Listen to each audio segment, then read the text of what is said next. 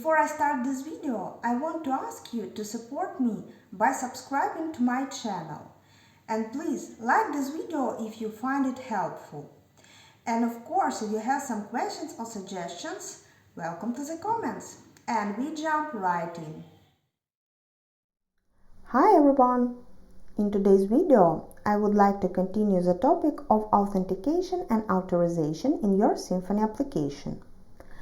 But now we will consider this issue from the position of the API.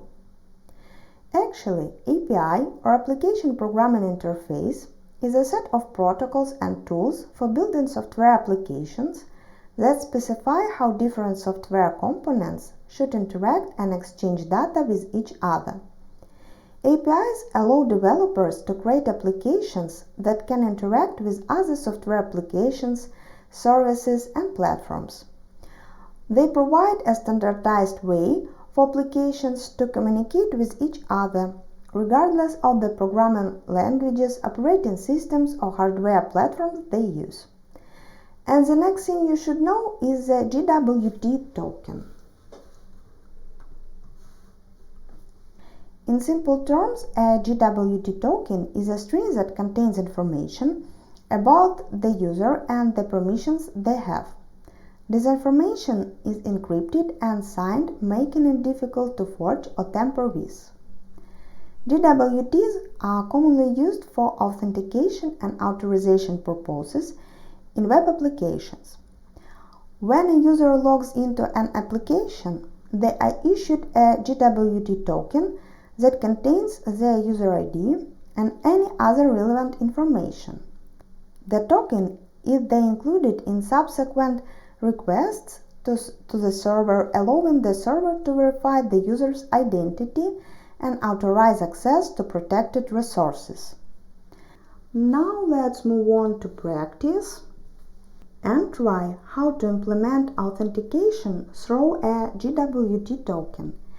And at the end of the video there will be a bit of theory where I will explain what a JWT token consists of and how its body is formed.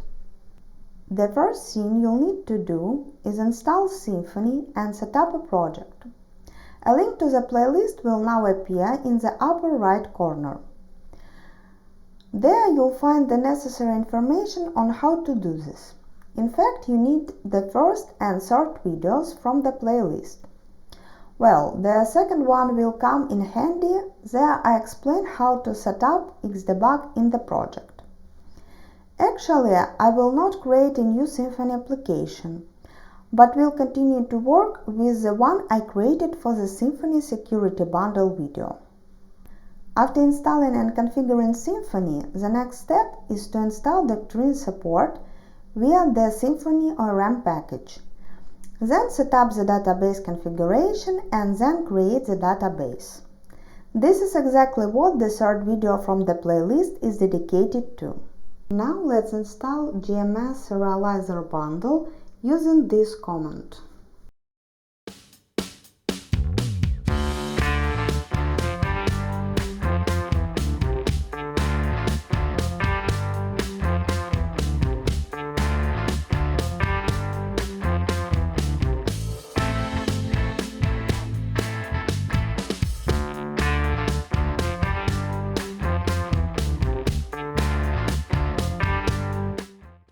This bundle provides serialization and deserialization of PHP objects to and from JSON, XML, YML, and other formats.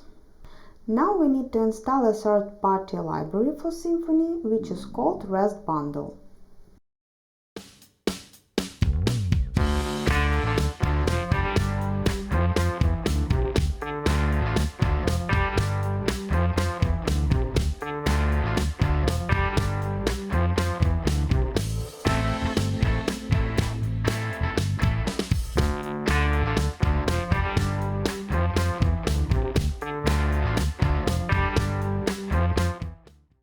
The REST bundle is widely used in Symfony projects that require the creation of RESTful APIs.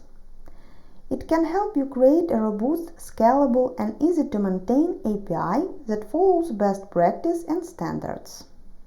Now in the REST configuration file we need to change some settings.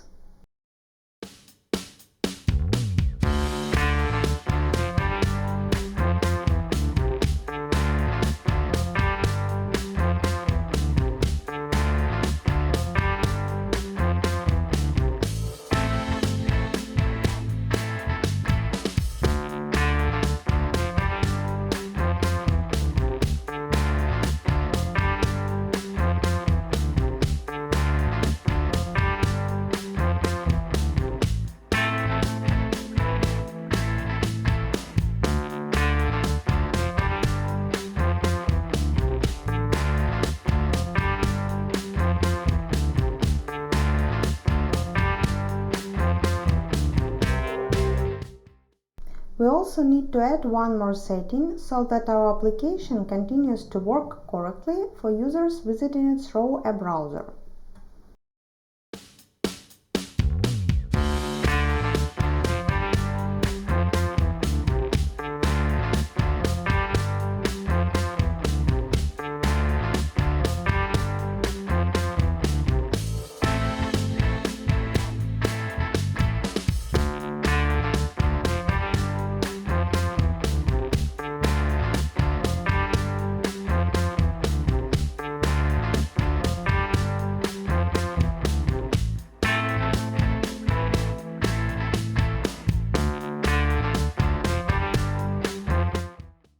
The next thing you need to do is create the user entity.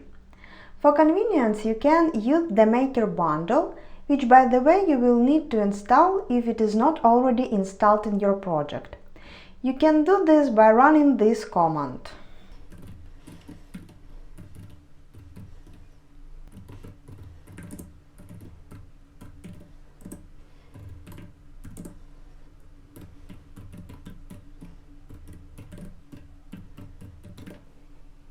I actually have this bundle installed. And now using this command in terminal,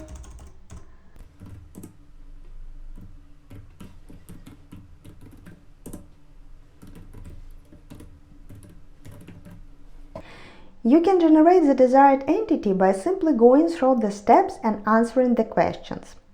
If you need to study this process in more detail, now in the upper right corner there will be a link to a video where I have already done this. You can navigate through the video as there are timestamps in the description. Since I already have a user entity, the only thing I need to do is add a username field and of course getter and setter methods for this field.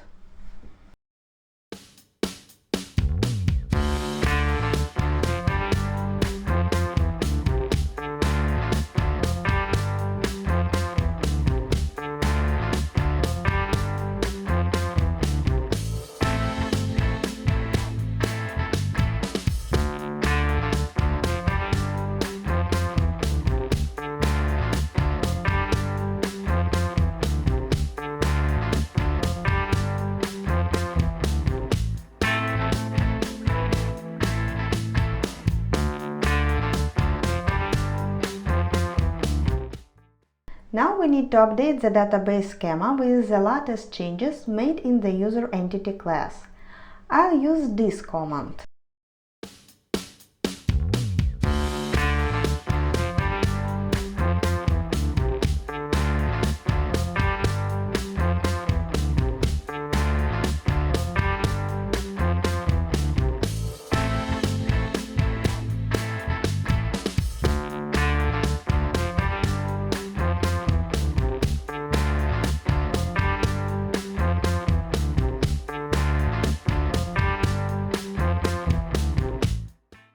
Or you can create a migration file and then migrate it.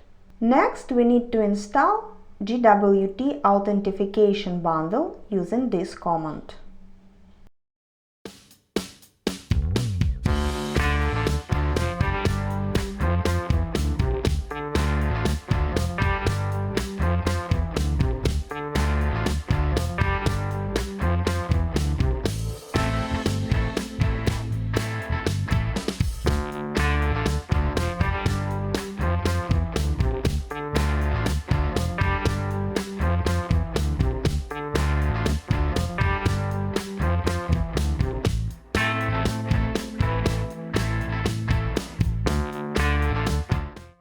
This bundle provides the necessary tools to generate, validate, and refresh JWTs in your Symfony application. It integrates with the Symfony security system and provides a flexible and configurable way to protect your API endpoints with JWT Authentication. And now we need to configure this bundle. To generate the public and private keys required for JWT authentication, execute this command.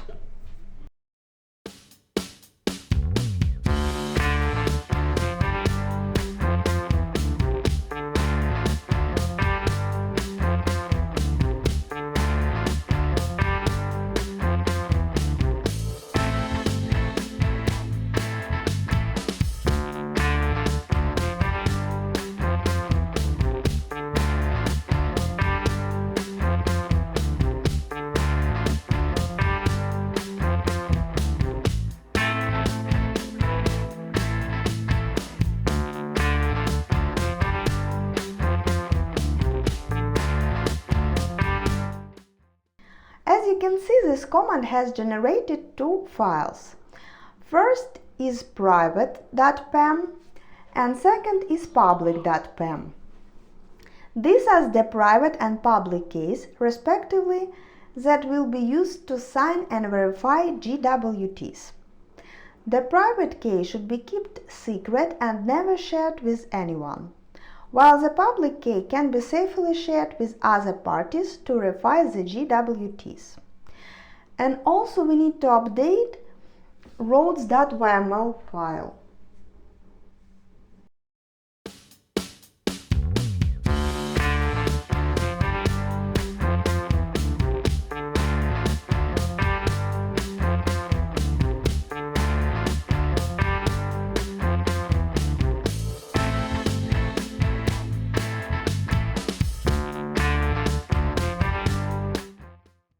Now let's create the API registration controller to add users.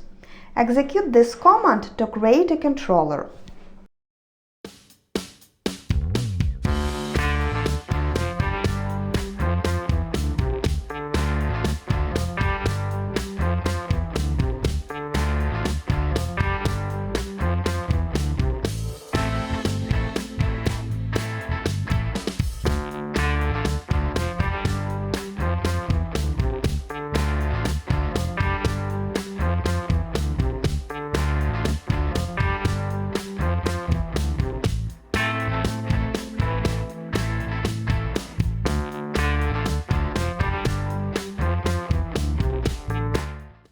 Now the code of the controller method must be replaced with one that will directly create a user in the database.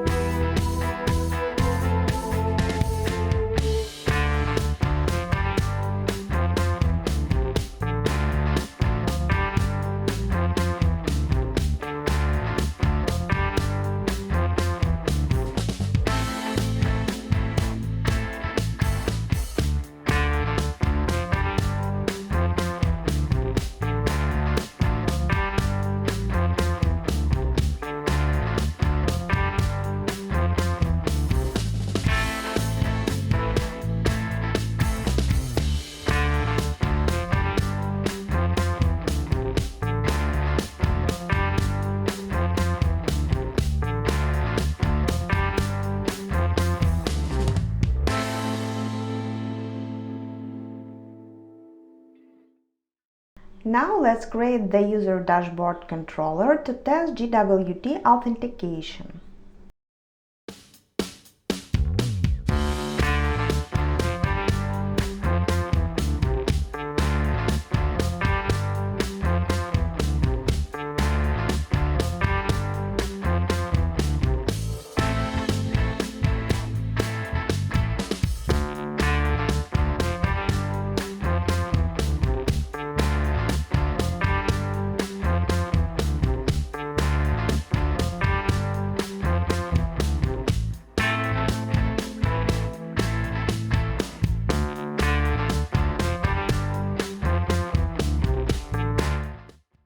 Finally, it's necessary to set up the security configuration file in order to enable the JWT authentication.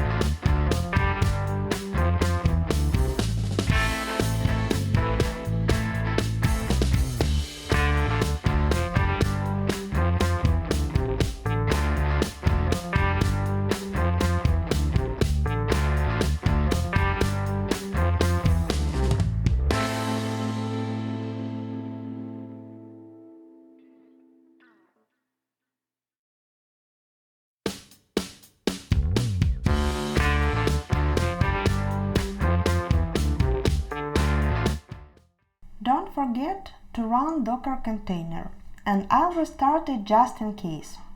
First, I'll stop all running Docker container using this command in terminal.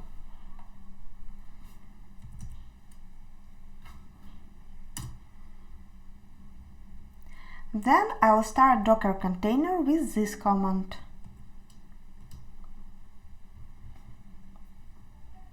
Next, I will work with the Postman app. Postman is a popular API testing tool that developers allows to test APIs by sending HTTP requests and examining the responses. The first thing we will work with is user registration.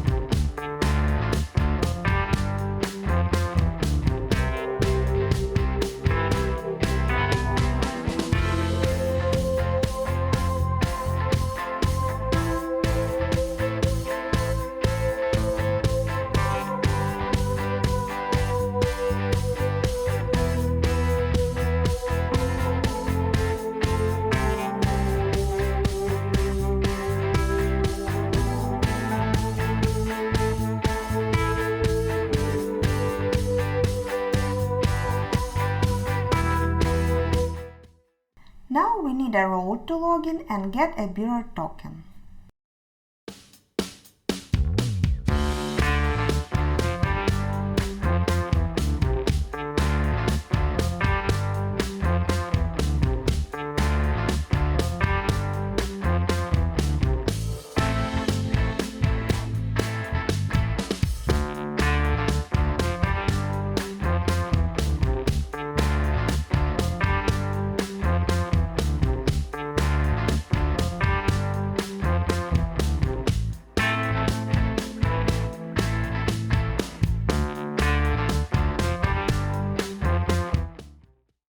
And now we'll try to access a protected road with the bearer token that was generated when we logged in.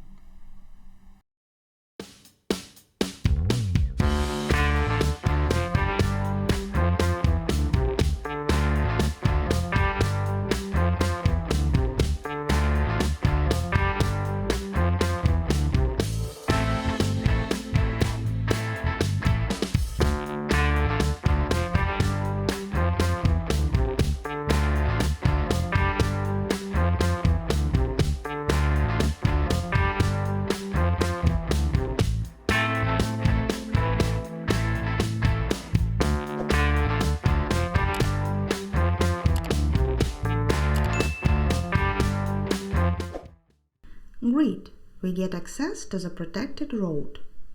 But how it actually works? Typically, when a user logs into a web application or API, the server generates a JWT and returns it to the client as a response. The client then includes the JWT in the authorization header of subsequent requests as a bearer token, which the server can use to verify the user's identity and permissions. In this way, the bearer token acts as a temporary credential that allows the client to access protected resources with revealing the underlying JWT. The server can then validate the bearer token and use the information contained within it to authorize or reject the request.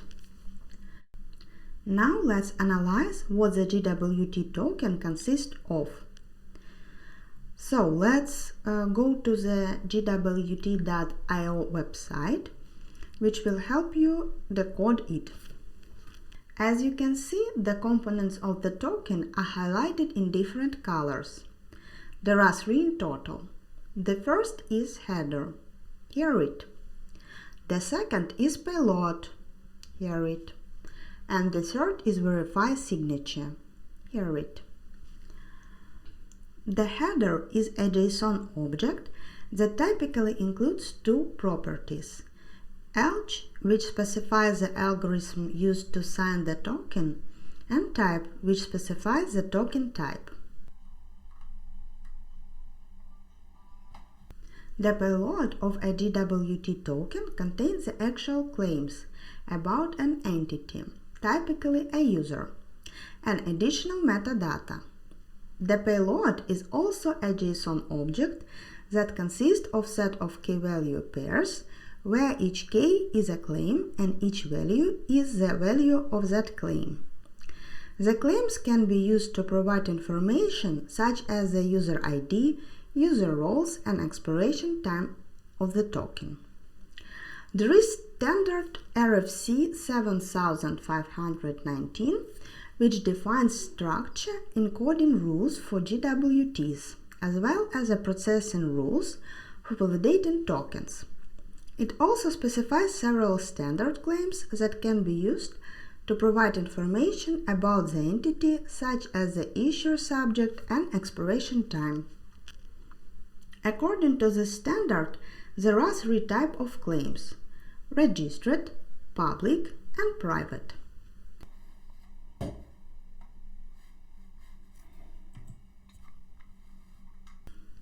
Registered claims are a set of predefined claims that are not mandatory, but recommended. Here you can see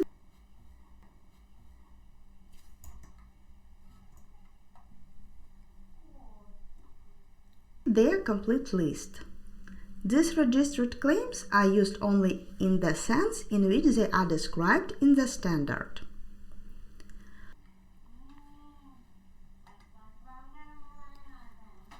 Public claims are custom claims that are defined by the application or the user.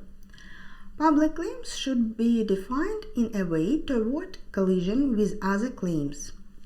In fact, in order to somehow standardize public claims, there is a specification from YANA, JSON Web Token claims, which defines some standard names for the public claims. You can explore them by visiting this URL.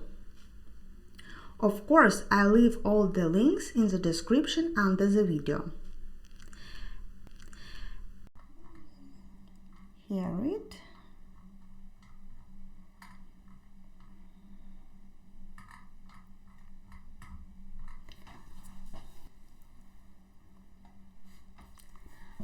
And the third type of claims is private claims.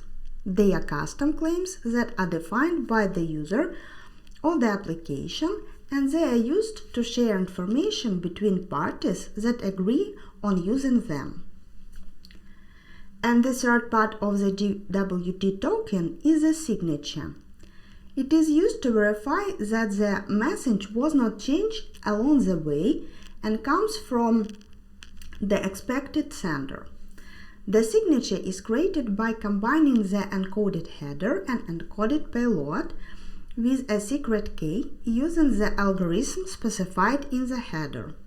The resulting string is then signed and the signature is added to the end of the token. Overall, a JWT token is a secure way to represent and transmit information between parties. It is self-contained, meaning that it contains all the information needed to verify the token's authenticity and to determine the user's identity and permissions. And for today, it's all. Thanks for watching.